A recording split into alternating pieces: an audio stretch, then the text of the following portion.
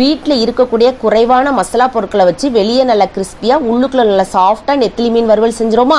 ஒரு பவுலில் தனி மிளகாய் தூள், கார்ன்ஃப்ளவர் மாவு, அரிசி மாவு, உப்பு, மஞ்சள் தூள், இஞ்சி பூண்டு பேஸ்ட்டு, அரை எலுமிச்சம்பழத்தோட சாறு, 1 ஸ்பூன் அளவுக்கு எண்ணெய், இதை எல்லாத்தையும் நல்லா மிக்ஸ் பண்ணி எடுத்துக்கோங்க. அதுக்கப்புறம் கொஞ்சம் கொஞ்சமாக தண்ணி சேர்த்து இந்த மசாலாவை ரெடி பண்ணிக்கோங்க. மசாலா ரொம்ப கெட்டித்தன்மையாகவும் இருக்கக்கூடாது, ரொம்ப இலக்கமாகவும் இருக்கக்கூடாது.